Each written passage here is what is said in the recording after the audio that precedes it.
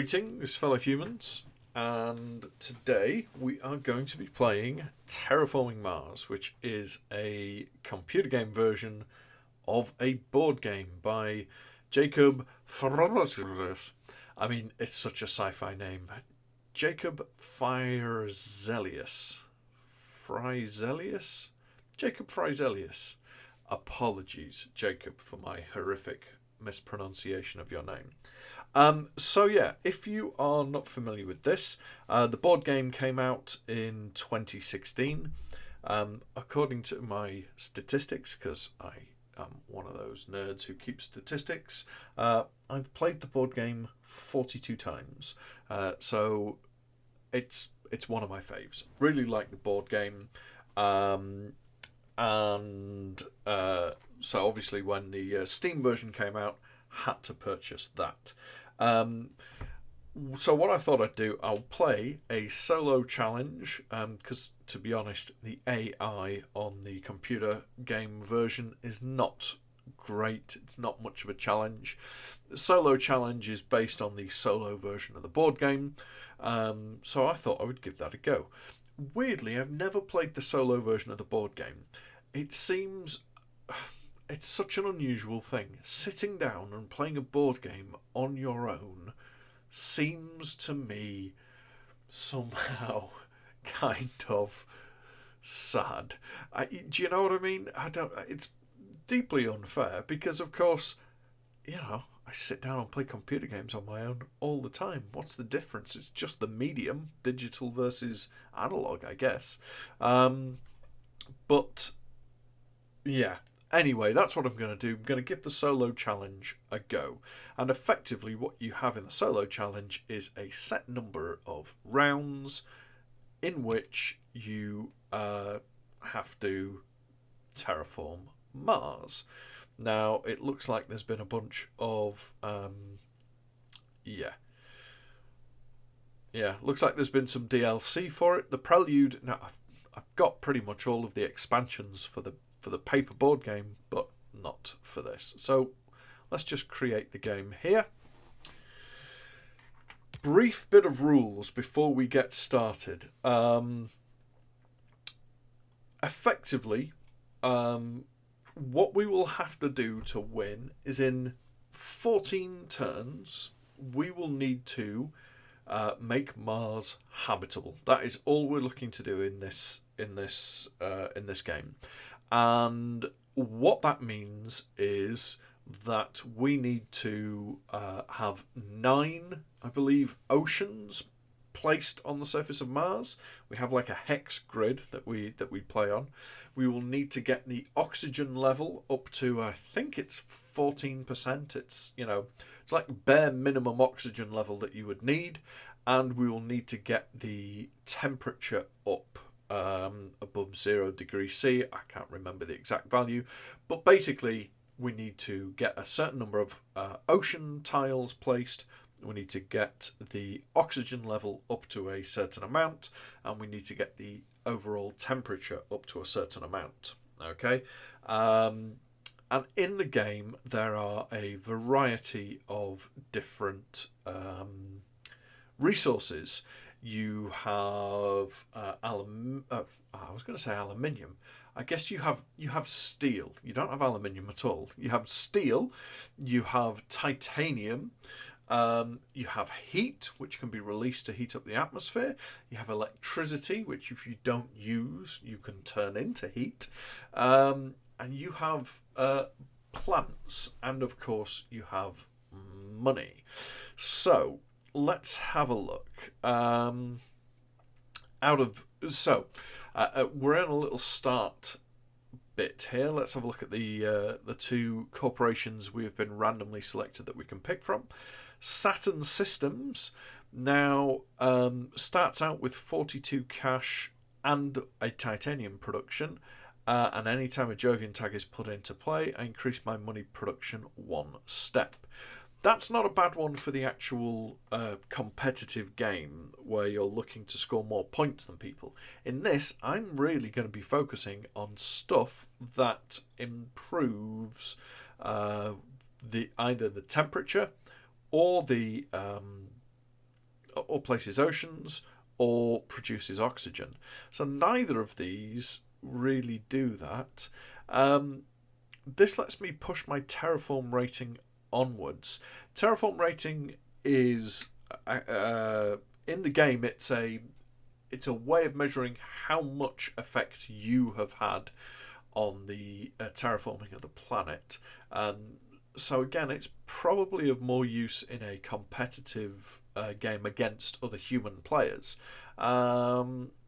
I think I don't think either of these are particularly great corporations for a solo playthrough. But you know what? I think this one's slightly better for me, so I'm going to go ahead and select that. And the next thing that will happen will be I will be presented with, here we go, a variety of these cards.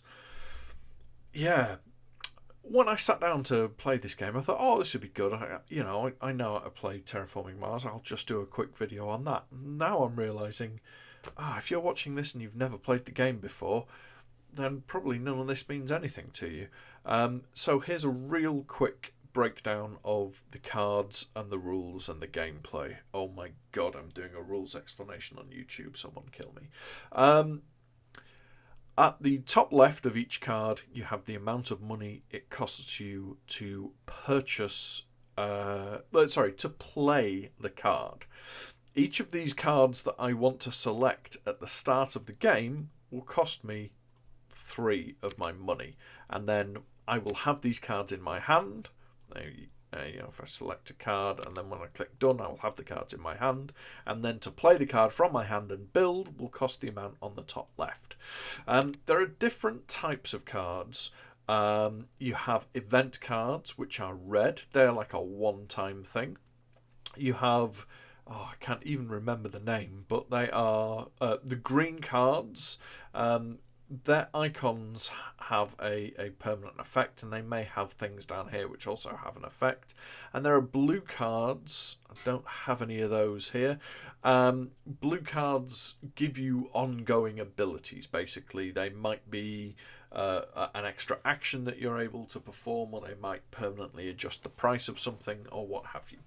So, and then at the top right, you have icons. And the icons that appear in the top right might stack. So every green card that you play, once you've played it, the icon will still be visible, and that might affect future icons. So let's have a look. We've got adapted lichen. That will increase plant production 1 step. And plant production is super useful for our purposes, because what do plants produce? Oxygen, and we need to oxygenate the planet, so let's go ahead and get some adapted lichen. Heat trappers will cost us a terraforming point, which is your sort of end game points, but we're not playing against people, we're just looking to finish. Although that does affect our income a little in a negative way. Let's just look. Decrease heat production by 2 steps and increase energy production by 1 step.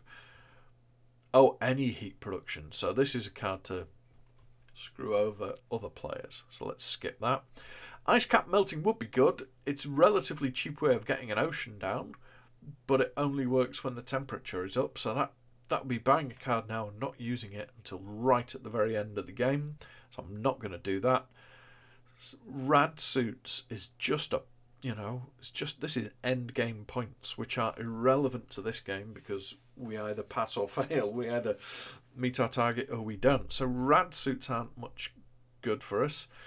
Bribed committee costs us 2 end game points, which are irrelevant, and improves our terraforming rating by 2 steps. So we would effectively be paying 10 credits to get an extra 2 credits for the rest of the game per turn. So, you know what? I think, weirdly, I normally don't go for that one, but right at the very start, I'll at least consider it.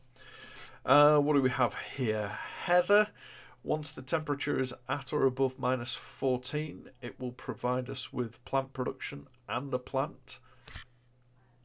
Yeah, I think we'll take that. Oh, okay. Here it is. Domed crater is a city that we're able to place when the oxygen is less than 7. Cities, again, are all about end game point scoring, which we don't mad care about.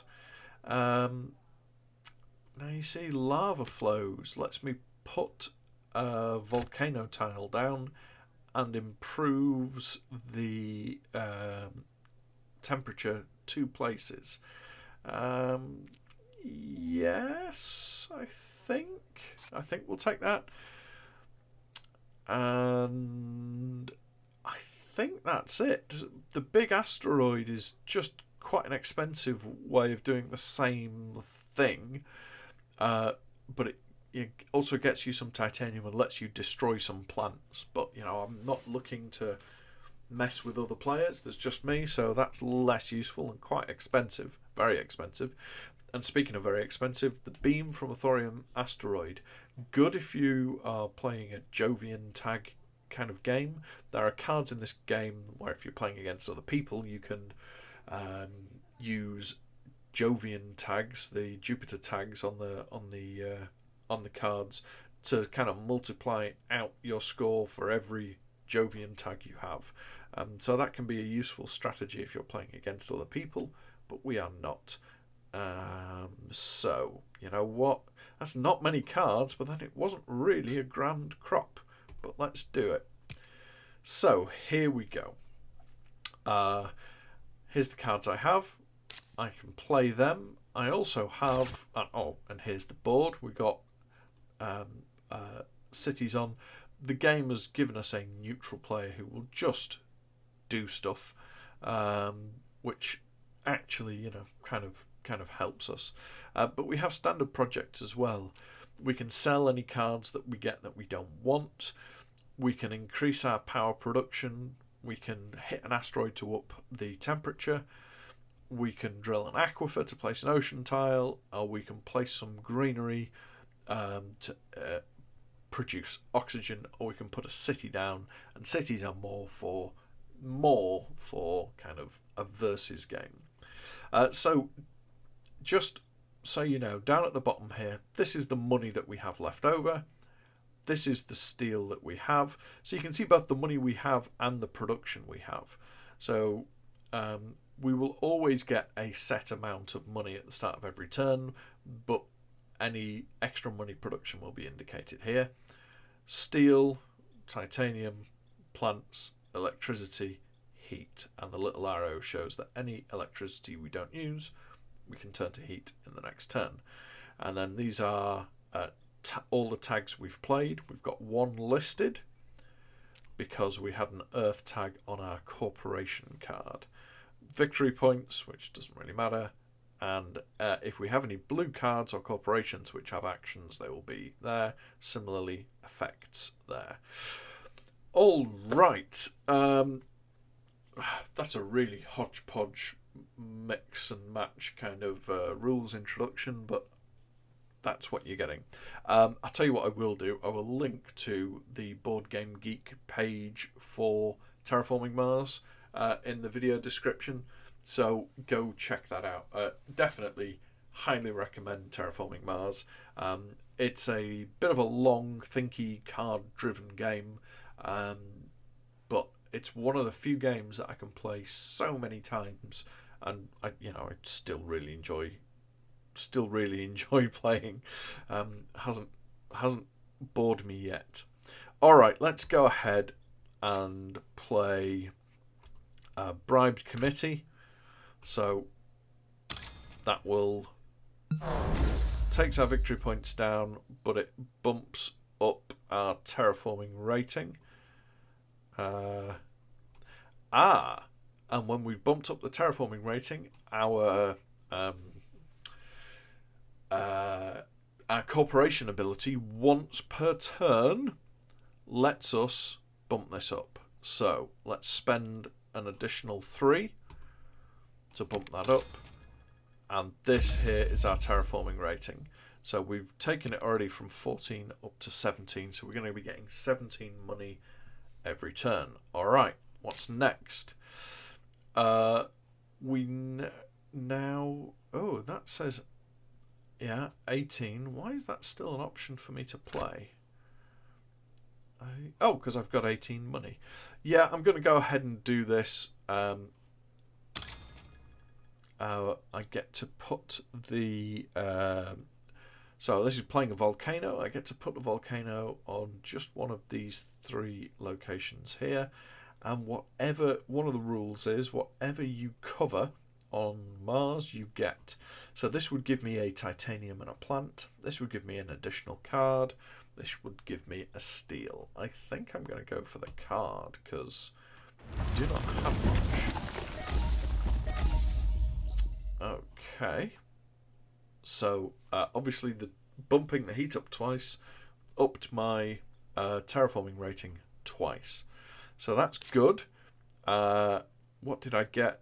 The card that I picked up was Lake Marineris, which will give me 2 oceans, but I can only play it above freezing point, which, as you can see, is quite a way away. So not particularly useful, and I can't afford to do anything else now, so I will pass this turn.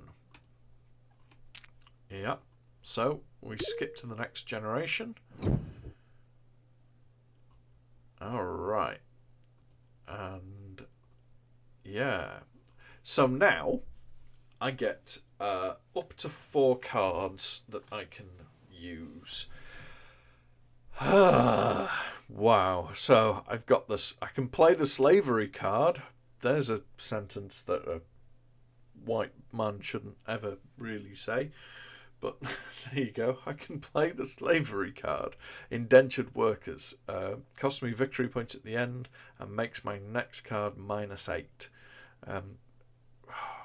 Don't like to play it. And to be honest, well, none of these are much good. See, the tardigrades card basically gives me an action where every turn for free I can just multiply out tardigrades, and then at the end of the game I get 4 victory points. I get 1 victory point per 4 tardigrades, but it doesn't help me terraform in any way. The physics complex lets me turn... what does the physics complex do? Spend 6 energy to add a science resource to this card, and for every science resource I get 2 victory points. Don't care about victory points. And the capital. Yeah. Victory points again at the end of the game. It does help in the short term to produce more money, but I don't think I want any of these. Which, this could be a short and terrible game. I just have the 1 card that I can play here. Adapted lichen. Let's go ahead and use that. I'm now producing that. And in terms of standard projects, I can't really afford any of them. I mean, I could sell cards. Heather is at least, I think, useful soon-ish. Lake Marineris might end up being useful. There is not much I'm able to do. So, I'm going to pass. Save my money for the next generation. There you go. Alright, give me something useful. Okay, wow. Still not much use. Let's see, what do we have? Mineral deposit will just give me 5 steel for 5 money. Plus the 3 to buy it. So 8 money, 5 steel. Steel can be used to offset building projects. Basically, if a card has got a house symbol in the top right, then you can use steel to offset the cost. But I don't have any of those. So, at the moment, that's not much use. Viral enhancers. Well, small animals only can be played when the oxygen levels are at 6% or above, and currently there's no oxygen. And even then, it's points at the end of the game for the number of animals that we have. So doesn't help me. Yeah. Energy saving will give me 1 energy production. Will it give me 1 energy production? Yeah. For each city tile in play. There's 2 city tiles in play at the moment. That's an expensive way to get my energy up. You know, in a game of 3, 4, or 5 players, this could be a pretty good card, particularly, you know, sort of mid game, which we're rapidly approaching because I'm not doing very well. And viral enhancers. For each, when I play a plant, microbe, or animal tag, including this, I gain a plant or add a resource to that card. Well, I'm gonna need plants. I think this is the only one that I actually want, so I'll buy that for 3. Yeah, I'm gonna play it. There we go. And yeah, well, I'm gonna play an asteroid. Bumps the temperature up, and when you hit certain points on the temperature grid, you know, I get extra heat production. Yeah, and then I might as well use my ability, since every time I push up the terraforming rating, I can spend 3. There we go, to push it up again. So my income has gone up, but I still don't have any useful cards, and we are not very far along. This could well be a great example of how to fail at Terraforming Mars solo. In fairness, you're really at the whim of the cards on the solo playthrough. Okay, here we go. Give me something I can use. Random algorithm. Okay. This is... Well, let's start out with the Callisto penal mines. We could abandon our efforts to terraform the red planet and instead open up a prison complex out on... Where's Callisto? One of the Jupiter moons? There are so many of them. Sounds right. It sounds like straight out of Red Dwarf. And all it's going to do is give me money. I mean, I don't think that's for us. What's this mass converter? Well, I need 5 science to play it. I do not have 5 science tags. Here are the tags I currently have. From the cards that I've played, I've got 1 science tag, a microbe, a plant, an earth symbol. You know, and all it does is increase my energy production 6 steps. I mean, that's a lot. Plus, ongoing, when I play a space card, I pay 2 less for it. But I won't, you know, I can pick this up and keep it in my hand, but I won't be able to use it yet. Flooding. Place an ocean tile, and if there are adjacent tiles to this ocean tile, I can remove 4 money from the owner. 7 to place an ocean tile. That's a shoe-in. That's an absolute... Yeah. And then... herbivores... You know, end game points. Every time I place a greenery tile, I can add an animal to this card, and at the end of the game, I get points. But, you know, again, victory points at the end of the game doesn't matter in a solo playthrough. So I'm going to take... I'm just going to take flooding. There we go. And you'll notice, you may have already noticed, that some of the hexes on here are blue, some are brown, so I can only place ocean tiles on the blue. So let's go ahead and do that, and I shall put it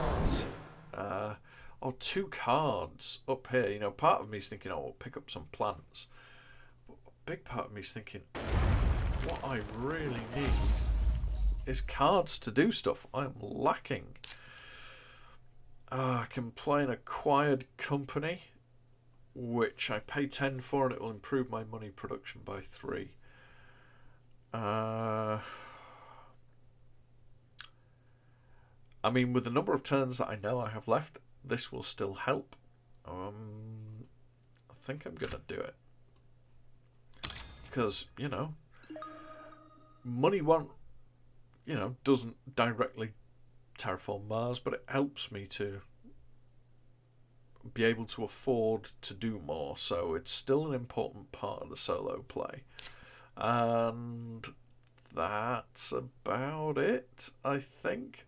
Shuttles will improve my money output, give me endgame points which are irrelevant, and make space stuff cheaper.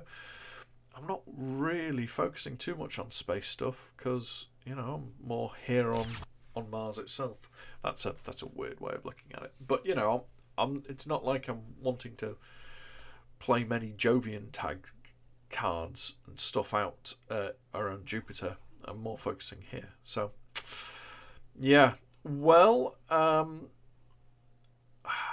so far, 1 out of 9. No oxygen increase. I've got the temperature up a bit and we're 4 generations in. This could very well be How Not to Terraform Mars by the Somnolent Gamer. Hey ho.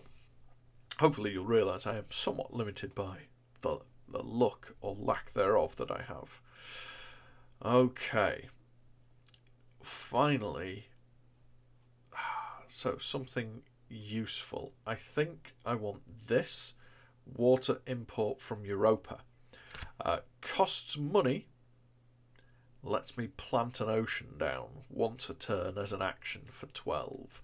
So you got to spend to do it, but you know, we've only placed 1 ocean. I think that's a must. It's got to be a better way of doing it, I think. Nuclear power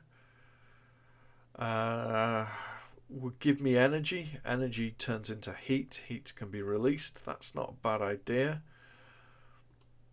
And algae, plant production.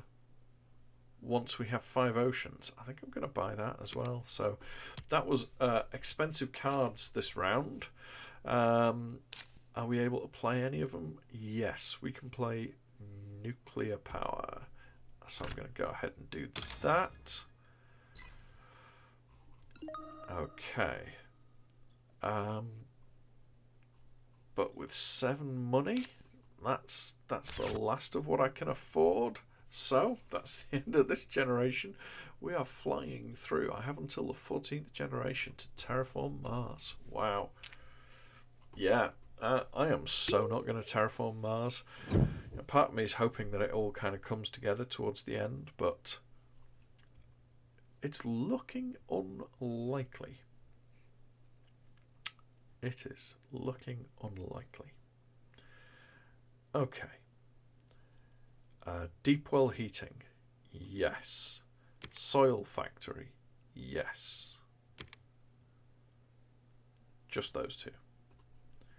Okay. So, the deep well heating increases my energy production by 1 and the temperature by 1 for 13. So let's go ahead and do that now. Bump the temperature up, bump my energy production up. So we will... So once I get to 8 heat, I can just bump the temperature of Mars up by releasing the heat. Once I get to 8 plants, I can forest an area on Mars. And for every area I forest, you turn to forest, you increase the oxygen by 1 level. So, you know, that's a good start. Soil factory decreases energy production, increases plant production. So let's go ahead and put that in place. There we go. And down to 2 money left this turn. We've got plant production up to 2, energy production up to 3, heat production up to 1. Yeah, but effectively approaching halfway point of the game. Can't play any of those. And yeah, not yet at halfway on my goals. So it's not looking good. But join us next week. We'll finish off. I'm going to call that for today. And join us again and we will try the second half of this game. So until next time, as always, take care of yourselves.